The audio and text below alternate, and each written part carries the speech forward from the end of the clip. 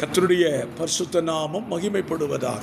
இந்த வெளிப்படுத்தல் 6ஆம் அதிகாரம் 6 முத்திரைகளால் 6 முத்திரைகளை குறித்து சொல்லப்பட்ட ஒரு அதிகாரம். இந்த அதிகாரத்திலிருந்து நம்ம படிக்கும்போது நான் நேற்றை சனிக்கிழமை சொல்லும்போது சொன்னேன், இப்போ நம்ம படிக்க போகிறதெல்லாம் இயேசு கிறிஸ்துவனுடைய சபை எடுத்துக்கொள்ளப்பட்ட பின்பு நடக்க போகிற காரியம். இதை கொண்டு போய் நம்ம எதோடு சேர்க்கக்கூடாது. இப்போ சபை உயிரோடு இருக்கும்போதே சேர்க்கக்கூடாது. இது சபை எடுத்துக்கொள்ளப்பட்ட பின்பு தான் இப்போ நம்ம படிக்க போகிற காரியம் எல்லாம் நடக்கும். ஸோ அப்படி நடக்கும்போது நம்ம அங்கே என்ன செய்யக்கூடாது, இருக்கக்கூடாது. நம்ம சபை எடுக்கும்போதே என்ன செஞ்சிடணும், ஏசப்பா கூட பறந்துடணும். அல்லையில சொல்லுங்க பார்ப்போம். ஸ்தோத்திரம். நம்முடைய பிள்ளைகளை குறித்து எனக்கு ரொம்ப பாரமாக இருக்குது. அவங்களுக்கு இது புரிய மாட்டேங்குது. கர்த்தர் வந்துட்டால் நம்ம நிலைமை என்ன ஆகும். நேற்றுக்கு ஒரு தம்பிகிட்ட பேசும்போது அவன் சொன்ன வார்த்தை என்னை ரொம்ப பாதிச்சு. இப்போ நான் நினச்சேன், ஆண்டவரே இவன் இன்னும் புரியாமல் தான் இருக்கிறான். அதனுடைய சீரியஸே அவங்களுக்கு என்ன செய்யலை, புரியலை. ஸ்தோத்திரம். ஒரு அலட்சியமான ஒரு வார்த்தையை சொன்னான். ஆகவே நம்ம ரொம்ப கவனமாக இருக்கணும். நம்ம இந்த நாளில் வாசிக்கலாம். முதலாவது இந்த அதிகாரத்தில் 6 முத்திரையை குறித்து சொல்லப்பட்டிருக்கு. மொத்தம் 7 முத்திரை இருக்குது. 6 முத்திரைகளை நம்ம இந்த அதிகாரத்தில் படிக்கலாம். வாசிக்கலாமா?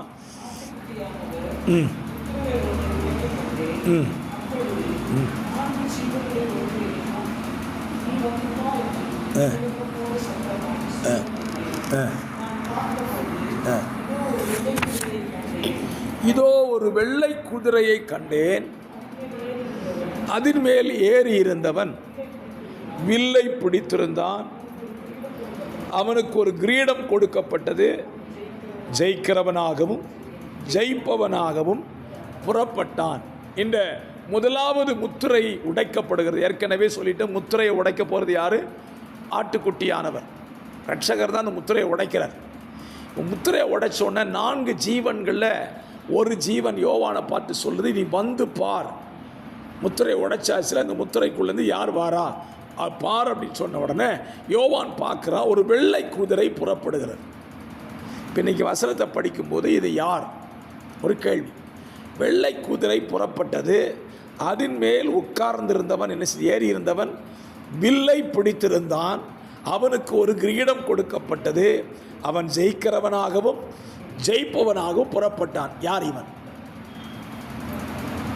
நம்ம என்ன தெரிஞ்சிருக்கோம் இந்த வசனத்தில்? இது யார்? வெள்ளை குதிரை ஏறி இருக்கலாம், தலையில் கிரீடம் இருக்குது, ஜெயிக்கிறவனாகவும் ஜெயிப்பவனாகவும் புறப்படுகிறான். அப்படி யார் இவன்? சாத்தான் வெள்ளை குதிரை மேலே வருவானா? பொதுவாகவே மரணத்துக்கு நம்ம சொல்லுவோம் கருப்பு தான் சொல்லுவோம்.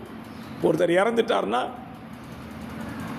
எல்லாரும் என்ன சொல்றாங்க? கருப்பு துணி போட்டுதாங்க துக்கத்தை தெரிவிக்கிறதுக்கு. வெள்ளை துணி போட்டா,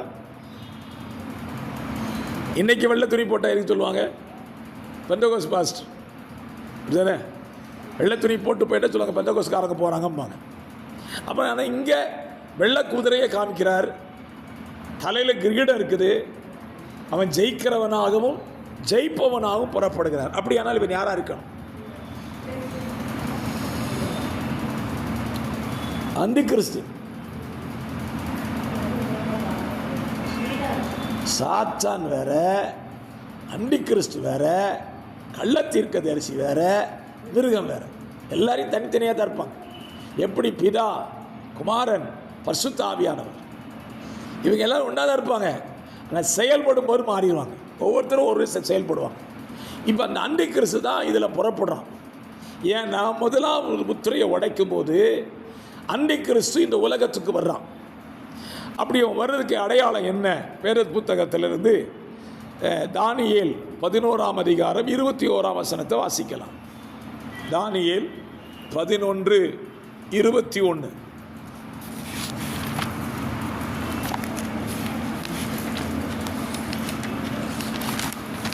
தானியேல் புஸ்தகம் 11.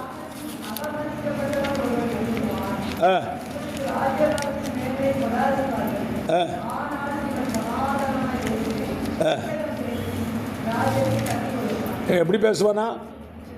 சமாதானமாய். இந்த அந்தி கிறிஸ்து ஆளுகைக்கு எப்படி வர்றா அப்படின்னா, சாதாரணமாலாம் வரமாட்டாங்க. ரகசியமாக சமாதானம் பேசுகிற மாதிரி ராஜ்யபாரத்துக்கு வந்துடுவான். இதில் தான் யூதர்கள் ஏமாந்து போவாங்க. யூதர்கள்ட்ட இவன் எப்படி வருவான்னா சமாதான புறாவாக வருவான். இன்றைக்கி உதாரணம் சொல்கிறேன். இன்றைக்கி நடந்து கொண்டு இருக்கிறதுல ஒரு உதாரணம் சொல்கிறேன்.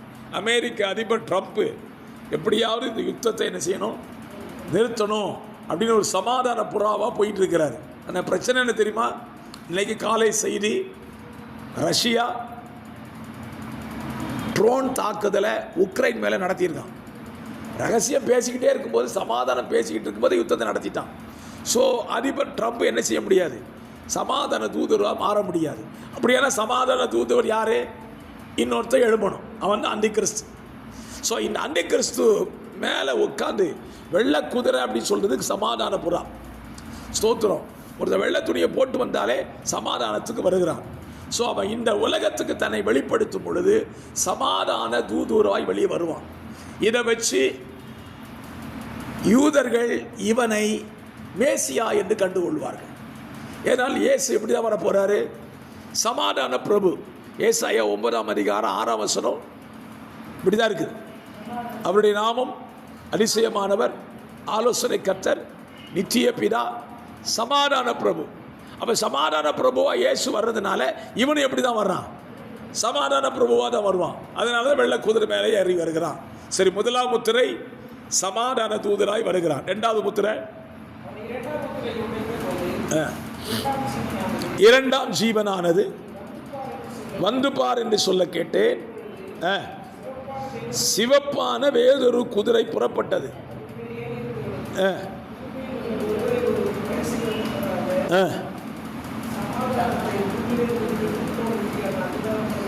கொடுக்கப்பட்டது. நீங்கள் முதலாவது முத்திரையை உடைக்கும் போது வெள்ளை குதிரை வர்றான் பார்த்தீங்களா? இந்த வெள்ளை குதிரை அந்தி கிறிஸ்து உள்ளே வரும்போது அவன் என்ன காரியத்தை செய்ய ஆரம்பிச்சிருந்தானா, உபத்திரவ காலத்தை ஆரம்பிச்சிருவான். ஸ்தோத்திரம்.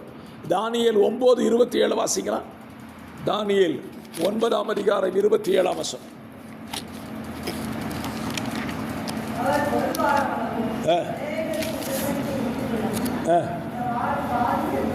அந்த வாரம் பாதி சென்ற போது பலியும் காணிக்கையும் ஒழிய பண்ணுவார். இந்த ஒரு வாரங்கிறது 7 நாட்கள். இந்த 7 நாட்கள் என்பது உபத்திரவ காலம். இதில் முதல் காலம், முதல் 3.5 ஆண்டுகள் உபத்திரவ காலம். அடுத்த 3.5 ஆண்டுகள் தான் மகா உபத்திர காலமாக மாறும். இந்த காலங்களில் அந்தி கிறிஸ்து என்ன செய்கிறான்? செயல்படுகிறான். இதை குறித்து இன்னும் நீங்கள் பைபிளை படிக்கணும்னு சொன்னீங்கன்னா வெளிப்படுத்தல் 13ஆம் அதிகாரம் 16-17 வசனத்தை வாசிச்சுக்கலாம். வெளிப்படுத்தல்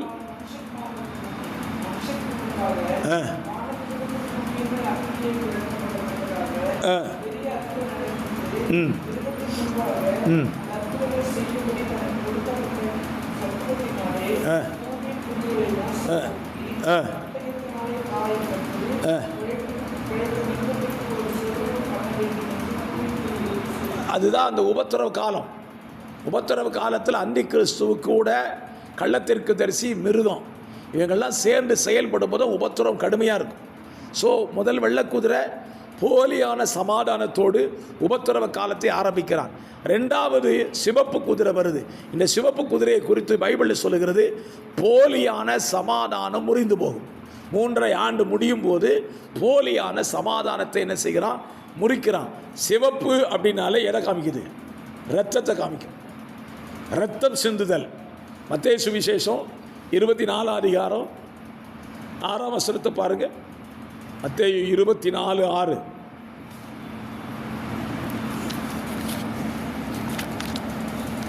மத்தேயு சுவிசேஷம் 24 அதிகாரம் 6ஆம் வசனம்.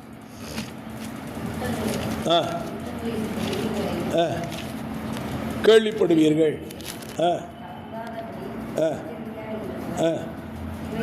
இவைகள் எல்லாம் சம்பவிக்க வேண்டியது, ஆனாலும் முடிவு உடனே என்ன செய்யாது, வராது.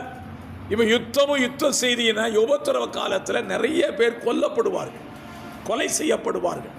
ஸ்தோத்திரம். இந்த கொலை செய்யப்படுகிறதல் என்பது உபத்திரவ காலத்தில் மட்டும் கிடையாது, இப்பவும் நடந்துட்டுருக்கு. இன்றைக்கி தமிழ்நாட்டில்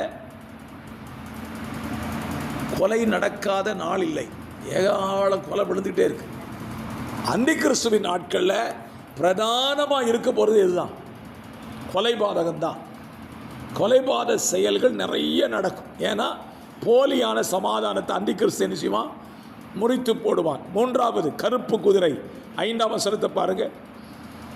வெளிப்படுத்தல் 6:5. உடைத்தபோது 3ஆம் ஜீவனானது நீ வந்து பார் என்று சொல்ல கேட்டேன். கருப்பு குதிரையை கண்டேன். தராசை தன் கையில் பிடித்திருந்தான். ஒரு பணத்துக்கு ஒரு படி கோதுமை என்றும்.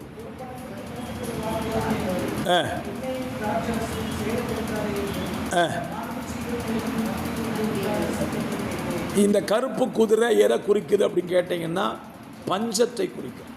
பஞ்சம் வரும். உபத்திரவ காலத்தில் பஞ்சம் தலை விரித்து ஆடும். பணம் கொடுத்தாதான் என்னது? சாப்பாடு. இப்போ நமக்கு இலவசமாக என்ன கிடைக்கி? அரிசி கிடைக்கும். ஆனால் அன்னைக்கு இலவசங்கிற பேச்சே இருக்காது. நீ பணம் கொடுத்தா சாப்பாடு, பணம் கொடுத்தா கோதுமை. இந்த பணம் எதை குறிக்குது அப்படி கேட்டிங்கன்னா, அவன் அந்த காலத்தில் பணம் கேட்க மாட்டான். அந்திகிறிஸ்து எதை தான் கேட்க போகிறான்? முத்திரையை தான் கேட்பான். நெத்தியில் குத்திருக்கிறியா, கையில் குத்திருக்கியாம்மா? நான் முத்திரை குத்தலை அப்படின்னா உனக்கு என்ன இல்லை? சாப்பாடு இல்லை. ஏற்கனவே வருகையில் கைவிடப்பட்டுட்டா அது ஒரு பிரச்சனை. இப்போ இந்த வருகையில் கைவிடப்பட்டவனுக்கு 2வது பிரச்சனை என்னென்னா, எப்படியாவது இயேசுவுக்காக இரத்த சாட்சியாக வாழ்ந்து மரிச்சோன்னு நினைப்பான். அப்படி மறிக்கணும்னு நினச்சா 7 வருஷம் அவன் என்ன செய்யணும்? சாப்பிடாமல் இருக்கணும். கோதுமை கிடைக்காது, அரிசி கிடைக்காது, எண்ணெய் கிடைக்காது, திராட்சை ரசம் கிடைக்காது. 7 வருஷம் ஒரு மனுஷனால் பட்டினியாக இருக்க முடியுமா? முடியாது. அப்போ என்ன நடக்கும்? ஒன்று, இயேசுவை மறுதலிச்சுட்டு அந்திகிறிஸ்துவை ஏற்றுக்கணும், முத்திரை குத்திக்கணும். இல்லைன்னா தற்கொலை பண்ணி சாவும். தற்கொலை பண்ணி செத்தா பாதாளத்துக்கு போக முடியும். அப்போ அதுவும் செய்ய முடியாது. தற்கொலை பண்ணி சாவும் மனசு வராது, இயேசுவை மறுதலிக்கவும் மனசு வராது. இதை தாண்டி போனால் வயிறு பசி என்ன செய்யுது? கொல்லுது. ஆண்டவர் சொல்லுவார், டேய் நல்லா நாளை தந்திருக்கிறேன், அமெரிக்கான நாளை தந்திருக்கிறேன், இப்போ உனக்கு சாப்பாடை தந்திருக்கிறேன், நல்லா சாப்பிட்டு நல்ல ஜெபம் பண்ணி என்னை தேடி இருந்தேன்னா இந்த உபத்திரம் உனக்கு என்ன செய்யாது? வராது. இதுக்கு தப்புறதுக்கு தான் நான் இன்னைக்கு உனக்கு என்ன செஞ்சுருக்கிறேன்? காலங்களை கொடுத்துருக்கிறேன். அப்போ அந்திகிறிஸ்து நாட்களில் பஞ்சம் தலைவிரித்து ஆடும். சரி, 4வது முத்திரை பாருங்க, 7ஆம் வசனம். 4ஆம் முத்திரை உடைத்த போது 4ஆம் ஜீவனானது மங்கின நிறமுள்ள ஒரு குதிரையை கண்டேன். மரணம் என்று பெயர்.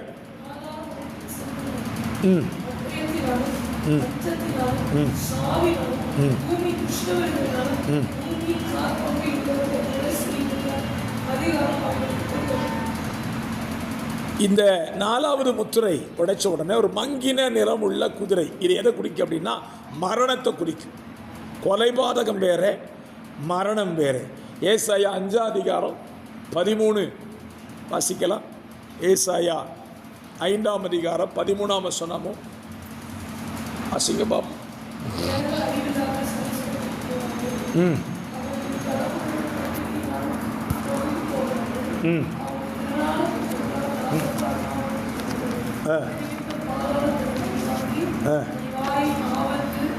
பாதாளம் தன் வாயை ஆவென்று விரிவாக்கி மட்டில்லாமல் திறந்திருக்கிறது.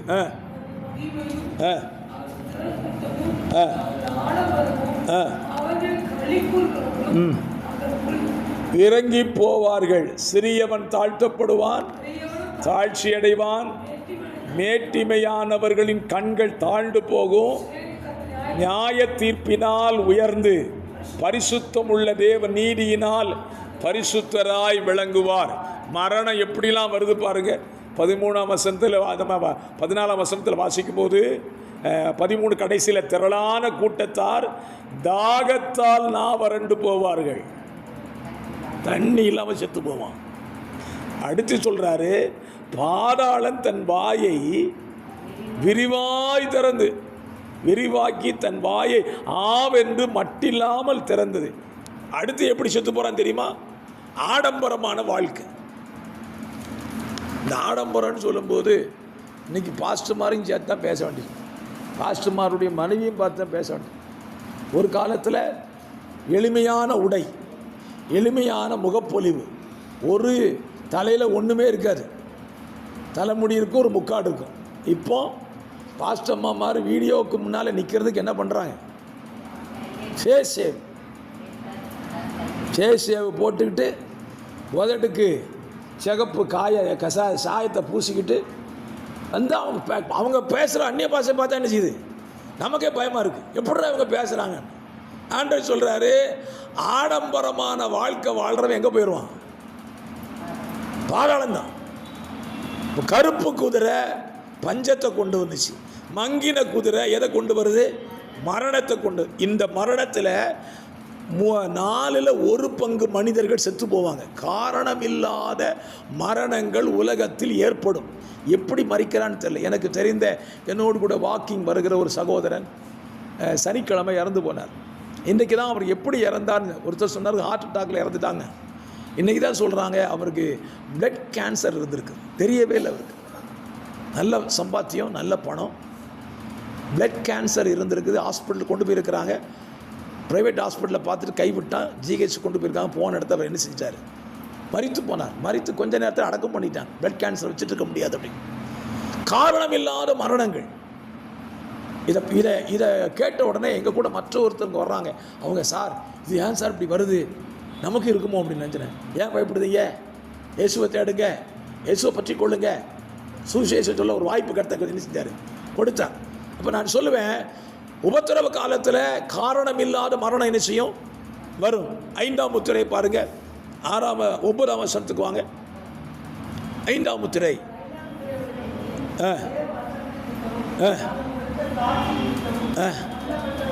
கொல்லப்பட்டவர்களுடைய ஆத்துமாக்களை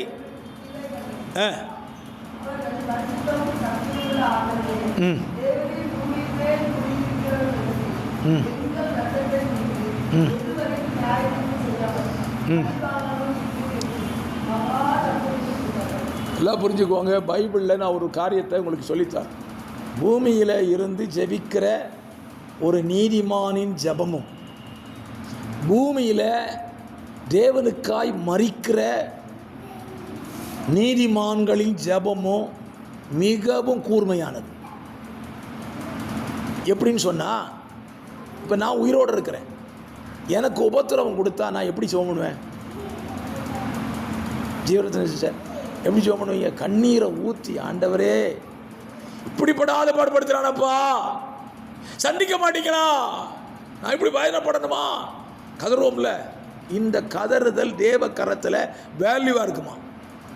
அதே போல் ஒருவன் இரத்த சாட்சியாக மறிக்கிறான்னு வச்சுக்கோங்களேன், அவன் சத்தமும் அவ்வளோ வேல்யூவாக இருக்கும். பைபிளில் ஆதியாகமம் 4ஆம் அதிகாரம், ஆபேல் காயினால் கொல்லப்படுகிறான். காயின் நினைச்சான் கொன்னுட்டா யாருக்கும் தெரியாதுன்னு நினைச்சான். செத்த உடனே கர்த்தர் காயினை கூப்பிடுறார். எனக்கு அதில் ஒரு கேள்வி இருக்கு. காயின் ஆபேலை கொல்ற வரைக்கும் கர்த்தர் ஏன் அமைதியாக இருந்தார்? இதெல்லாம் பரலோகத்துக்கு போனால் என்ன செய்யணும்? ஏசப்பட்ட கேட்கணும். அவன் கொல்ல போறான்னு தெரியுதில்ல, தடுத்திருக்கலாம் ஆண்டவர். ஏன்பா நீங்கள் தடுக்கலை? பரலோகத்தில் கேட்கணும். இப்போ கொன்னுட்டான், கொன்னுட்டு காயின் ரொம்ப ஜாலியாக இருக்கிறார். கர்த்தர் அடுத்த நிமிஷம் பேசுகிறார். இந்த அடுத்த நிமிஷம் பேசுறது கொல்றதுக்கு முன்னால் பேசிக்கலாம்ல. பொல்லாதவனா இருக்கட்டு, என் மேலே நீங்கள் கை வைக்கிறதுக்கு முன்னால், இல்லை என் பிள்ளை மேலே கை வைக்காதுன்னு சொல்லலாம்ல ஆண்டவர். சொல்லலை. என் மேலே நீங்கள் கை வச்ச பிறகு ஏன்ல வச்சேன்னு கேட்டால், உங்களுக்கு பயம், அடி வாங்கிட்டேன்னா. நான் அடி வாங்கினது எனக்கு வலிக்கு, நீங்கள் அடித்தவங்ககிட்ட கேட்குறேன் ஏன் அடித்தேன்னு கேட்டால், என்னப்பா அடிக்கிறதுக்கு முன்னால் சொல்லக்கூடாதா? கர்த்தர் இந்த இடத்துல ஒரு பாடத்தை கற்றுக் கொடுக்குறார். ஆபேலின் ரத்தம் பூமியில் முதல் தடவை விழுது, மனுஷ ரத்தம். விழுந்த உடனே கர்த்தர் காயின்ட்ட சொல்கிறாரு, காயினே, உன் சகோதரனாகிய ஆபேலின் ரத்தம் பூமியிலிருந்து என்ன இரத்த சாட்சிகளாய் பூமியில் மரிக்கிறவனுடைய ஜெபம் வேல்யூவானது. எப்படி ஒரு நீதிமானுடைய ஜெபம் வேல்யூவாக இருக்குதோ அதே போல் மரிக்கிற பரிசுத்தவானுடைய ஜெபமும் வேல்யூவாக இருக்கும். இன்றைக்கி நிறைய பேர் கர்த்தருடைய ஊழியர்களை, விசுவாசிகளை வட இந்தியாவில் அடித்து கொல்லுதாங்க. அவன் நினச்சிட்டான் நம்ம பெரிய புண்ணியம் செய்கிறோன்னு. நான் சொல்ல, புண்ணியம் செய்யலை, நீ எதை கூட்டுற? பாவத்தை கூட்டுகிற. உன் மேலே தேவ கோபாக்கினியை கூட்டுகிறாய். இப்போ 5வது முத்திரையை உடைச்ச உடனே யோவான் யாரை பார்க்குறான்னா, ஒரு இரத்த சாட்சிகள் கூட்டத்தை பார்க்குறான். பலிபீடத்துக்கு கீழே இருக்கிறாங்க. அவங்க இந்த இரத்த சாட்சிகள் யார் அப்படின்னு பார்த்தீங்கன்னா, இவங்க இப்போ மரிக்கிறவங்க கிடையாது. இப்போ மரிக்கிற இரத்த சாட்சி கூட்டம் கிடையாது. உபத்திரவ காலத்தில் மரிக்கிற இரத்த சாட்சிகள் அது யாராக இருப்பாங்க அப்படின்னு கேட்டிங்கன்னா, வருகையில் எடுத்துக்கொள்ளப்படாமல் கைவிடப்பட்டு போன தேவ பிள்ளைகள். இவங்க உபத்திரவ காலத்தில் இரத்த சாட்சியாக சாகிறதுக்கு என்ன செய்வாங்க? தங்களை ஒப்பு கொடுப்பாங்க. எப்படி இரத்த சாட்சியாக மரிப்பாங்க அப்படின்னா, இயேசுவை நாங்கள் ஏற்றுக்கொண்டவர்கள், நாங்கள் இயேசுவை மறுதளிக்க மாட்டோம், முத்திரையை குத்த மாட்டோம் அப்படின்னு தைரியமாக நிற்பாங்க. அப்போ அந்திகிறிஸ்து என்ன செய்வான்? அவர்கள் மேலே தீவிர தாக்குதலை நடத்துவான். அந்த தீவிர தாக்குதலில் இயேசுவுக்காய் இரத்த சாட்சியை மரிப்பார்கள். ஒரு கூட்டம் மரிக்கும். அதையும் யூதர்கள் நிறைய பேர் மரிப்பார்கள். யூதர்களுக்கு நிறைய மரணம் இருக்கும். இப்போ ஆண்டவர் யோவானுக்கு காட்டுறார், டேய் இந்த இரத்த சாட்சி கூட்டத்தை பார் அப்படின்னு சொன்னோடனே அவங்க என்ன கேட்குறாங்க? ஆண்டவரை, எதுவரைக்கும் எங்கள் இரத்தத்துக்காக நியாய தீர்ப்பு செய்யாதிரு இருப்பீர் அப்படின்னு கேட்ட உடனே ஆண்டவர், நீ ஜோமன்ட்டு இல்லைப்பா உடனே கேட்டுறேன்னு சொன்னாரா? சொல்லலை. என்ன சொன்னார் பாருங்க, அவர்களுக்கு ஒவ்வொருவருக்கும் வெள்ளை அங்கி கொடுக்கப்பட்டது. வெள்ளை அங்கினா என்ன? இங்கே பரிசுத்தவான்கள் நீதி. பொதுவாக வெள்ளைன்னா சமாதானப்படுத்துகிறார். அழாதப்பா, உனக்கு சமாதானமாக ஒரு வார்த்தை சொல்கிறேன். உன்னை போல இன்னும் இரத்த சாட்சி மரிக்க வேண்டியது இருக்குது. அவங்க எண்ணிக்கை என்ன செய்யலை, நிறைவாகலை. அதனால் பொறுத்து கொண்டு அவர்களை சமாதானப்படுத்துகிறார். நான் சொல்லுவேன், இந்த இரத்த சாட்சி கூட்டத்தில் ஏசப்பா நான் என்ன செய்யக்கூடாது? போயிடக்கூடாதுப்பா, நான் போயிடவே கூடாது. ஏனென்றால் இரத்த சாட்சியாக மறிச்சிடவே சொல்லுவாங்க சிலவங்கெல்லாம். கர்த்தருக்காக இரத்த சாட்சியாக சாவேம்பாங்க. பக்கத்தில் வந்தால் தான் தெரியும். இரத்த சாட்சி பக்கத்தில் வந்தால் தான் தெரியும். ஸ்தோத்திரம். இப்போ ஆண்டவர் இந்த காரியத்தை காண்பித்து விட்டு பௌதீக மாற்றங்கள் அந்த நாட்களில் 6வது முத்திரை வாசிக்கலாம். 12ஆம் வசனம். 6ஆம் முத்திரையை உடைத்த கண்டேன், பூமி மிகவும் அதிரத்தக்கது, சூரியன் கருப்பு கம்பளியை போல கருத்தது.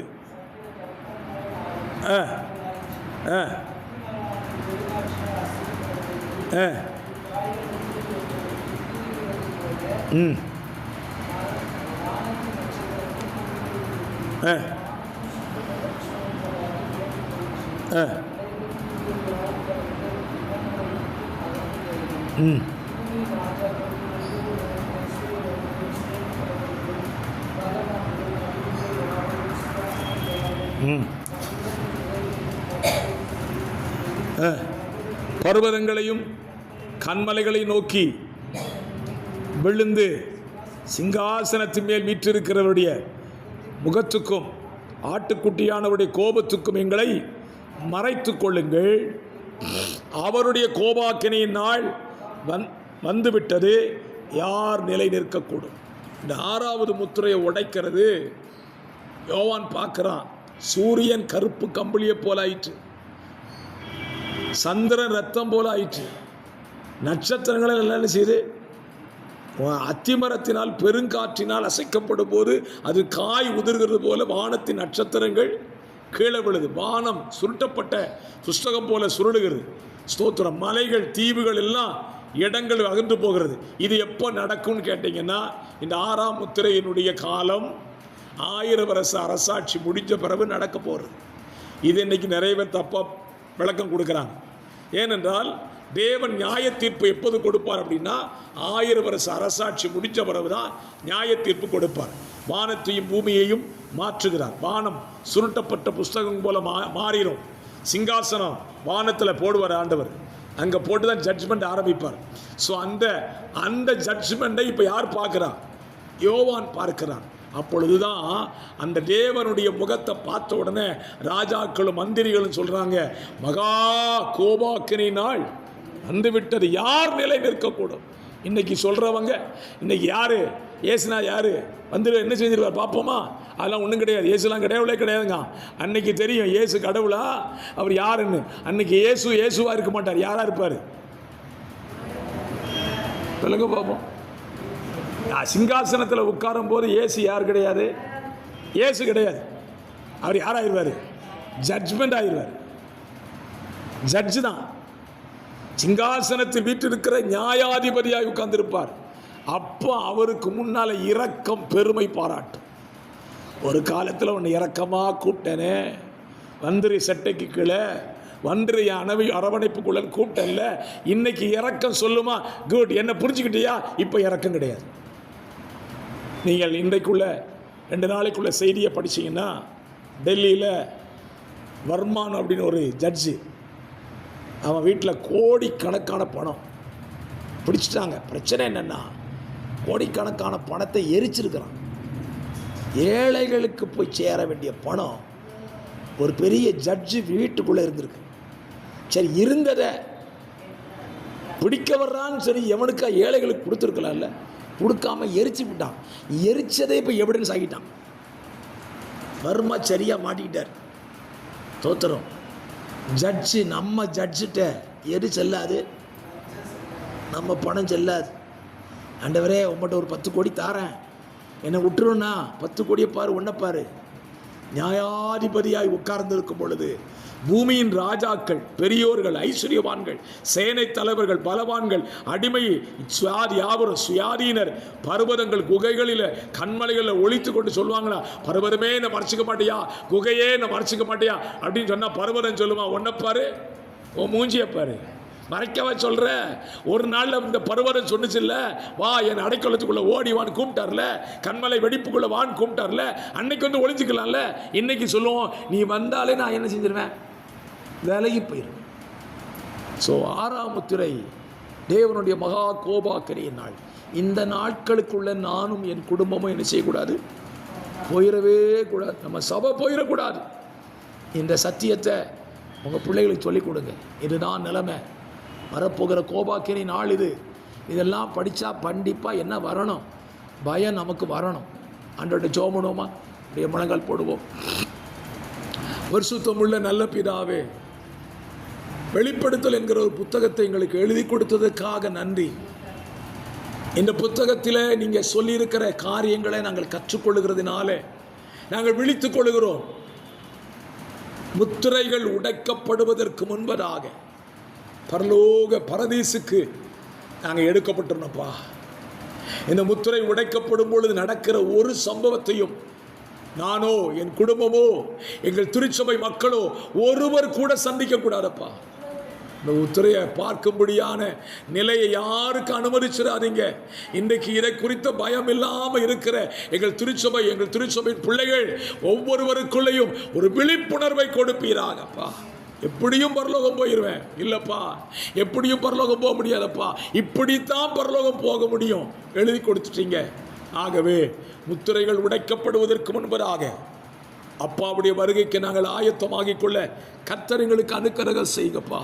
இன்றைக்கு ஜபங்களிலே பங்கெடுத்த பிள்ளைகளுக்காய் ஸ்தோத்திரம். உங்களை குடும்பங்களை ஆசீர்வதிங்க ஆண்டவரே. தொடர்ந்து இந்த வாரம் முழுவதும் தொடர் ஜபங்களிலே நாங்கள் இன்னும் ஜெபிக்க எங்களுக்கு கிருபை தாங்க. காத்து வழி நடத்தும் ஆசீர்வதியும். இயேசு ரட்சகர் நாமத்தில் தாழ்மையோடு ஜெபிக்கிறேன். ஜெபம் கேளும் நல்ல பிதாவே. என் ஆத்துமாவே என் முழு உள்ளமே அவருடைய பரிசுத்த நாமத்தை ஸ்தோத்திரி. என் ஆத்துமாவே கர்த்தரை ஸ்தோத்திரி. கர்த்தர் செய்த சகல உபகாரங்களை மறவாதே. ஆமென், ஆமென், ஆமென். அல்லேலூயா.